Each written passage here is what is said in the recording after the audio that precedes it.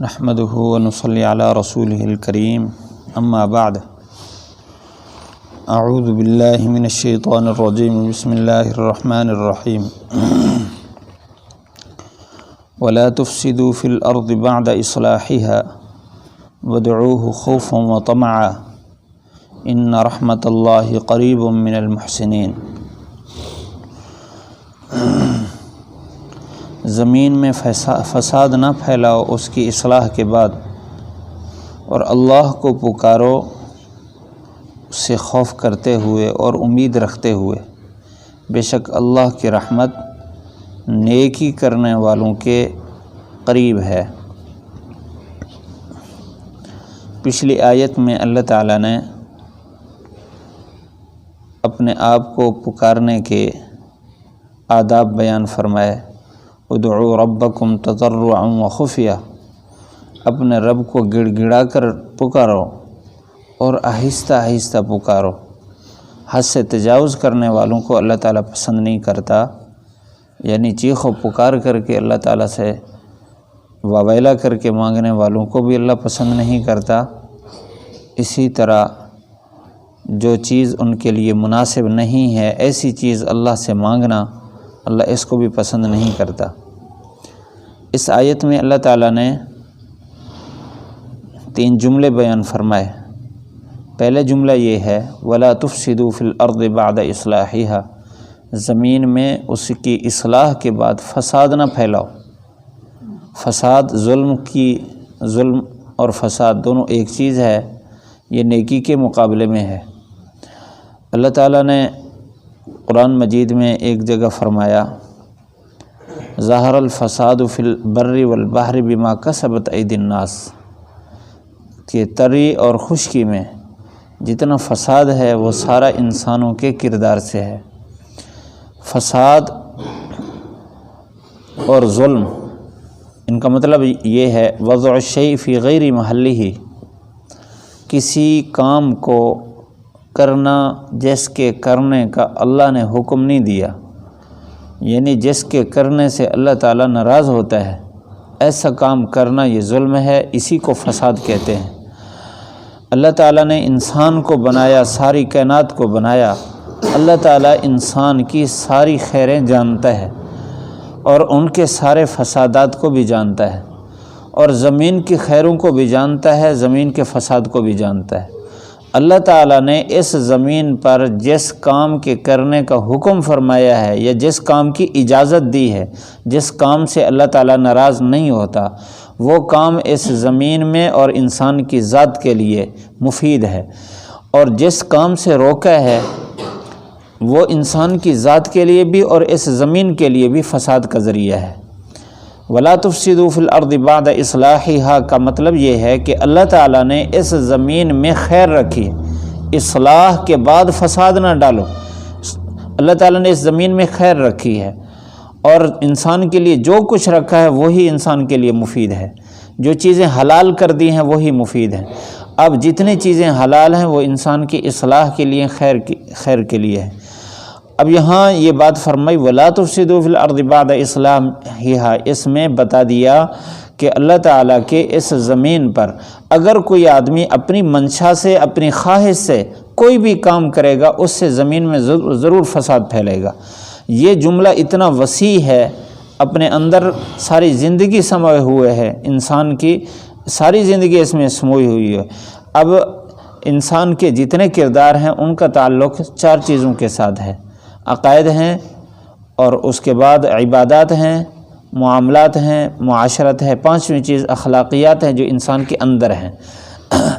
اب ہر ایک چیز کی حدود ہیں۔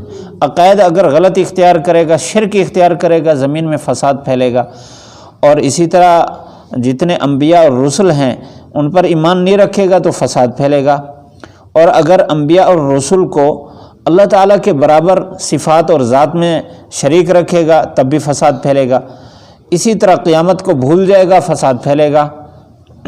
تو عقائد میں بھی حد سے تجاوز کرنے سے دنیا میں فساد اور ظلم پیدا ہوتا ہے، اور عبادات کو اگر چھوڑ دے گا یا ضرورت سے زیادہ کرے گا تب بھی معاشرت اللہ تعالیٰ نے بتا دی، حضور صلی اللہ علیہ وسلم نے ایک معاشرے کا ایک اصول بیان کر دیا ہے۔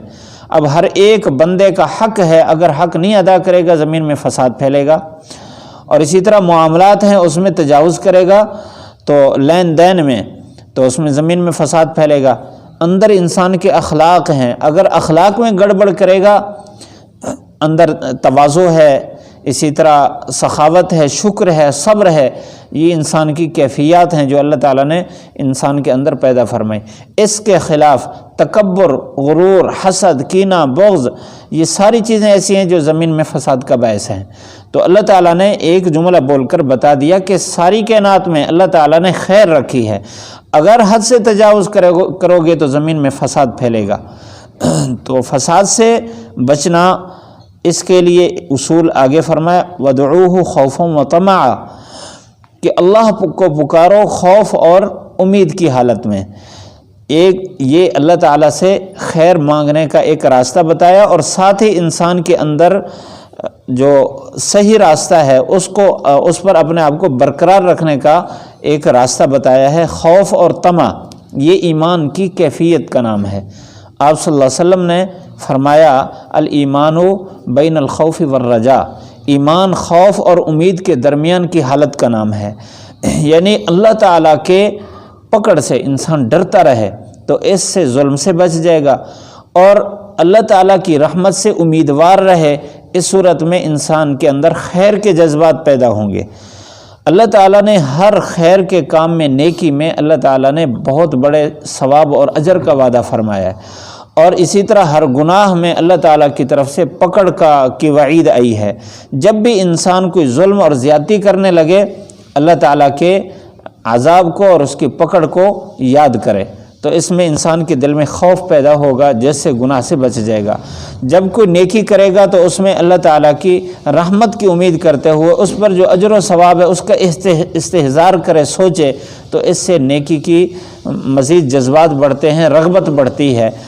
تو خوف اور طمع کے درمیان ایمان کا نام ہے۔ یہاں فرمایا ادعوہ خوفا وطمعا، جب اللہ کو پکار رہے ہو تو اس وقت بھی اللہ تعالیٰ کے پکڑ کو بھی سامنے رکھو اور اللہ تعالیٰ کی رحمت کی امید بھی لگا کے اللہ تعالیٰ کو پکارو۔